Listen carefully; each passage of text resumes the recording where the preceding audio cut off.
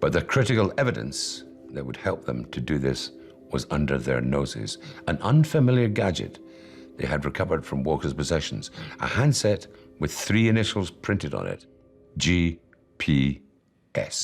In December 1996, Devon and Cornwall police had in custody the man they believed was the murderer of Ronald Platt, whose body had been trolled up in a fishing net. Their suspect was calling himself David Wallace Davis. Detective Inspector Phil Sincock's team had Davis's fingerprints checked against global police databases. In the end, we had received a call from Switzerland, and the Swiss police had actually identified the fingerprint, not to Davis Wallace Davis, but actually to Albert Johnson Walker. And Albert Johnson Walker, they informed us, was number 4 on Interpol's most wanted list, the most wanted man in Canada, because he was wanted for multi-million-dollar fraud. Turned out that he'd been embezzling all this money, putting it abroad, buying gold, presumably, which would answer our gold bars, which are turning up at all these searches that we're doing. But in 1990, things began to go wrong for Albert Walker in Canada. Some of his clients were becoming suspicious, and his wife bore the brunt of his stress. There'd been a bit of a domestic dispute. He was arrested by the Canadian police for domestic trespass. As part of that arrest, he had his fingerprints taken. It's just as well they did, because that was the only way his fingerprints were on file. Fearing his financial fraud would be exposed, Walker fled to England with his 15-year-old daughter and assumed the name David Davis.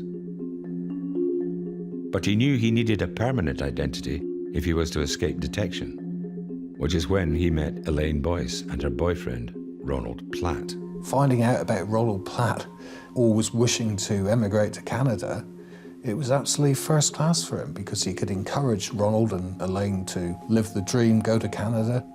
He would assist them financially even. And he said, well, don't worry if you've got debts, and if you want me to sort out things for you, leave your checkbook and your driving license behind and I'll sort it all out for you. What a nice man.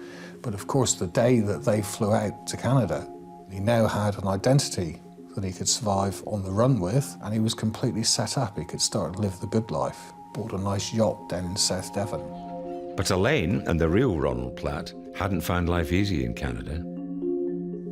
It was the middle of winter over there. It was something like -40, which was a crazy time to go. We tried to get work, but it was hard. And as time went on, he got more depressed and morose, and it got hard, so I decided to come back home. Elaine and Ronald split up.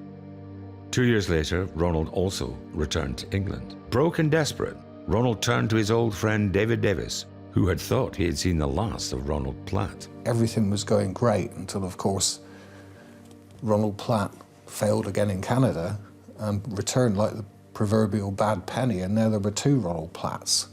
And that was one Ronald Platt too many, obviously. One of them had to go.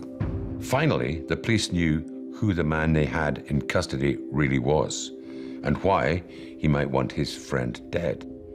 But they were still far away from proving beyond reasonable doubt that Albert Walker had carried out the killing. But the critical evidence that would help them to do this was under their noses. An unfamiliar gadget they had recovered from Walker's possessions, a handset with 3 initials printed on it. The GPS at that time was something we'd never seen before. It was brand new technology back in 1996.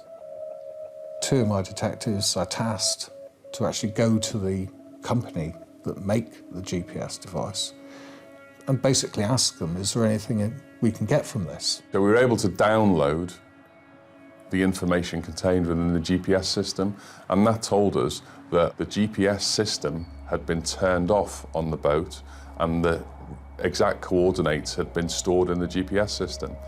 These coordinates near enough matched with the position that Ronald Platt's body was trawled up by the fishing boat.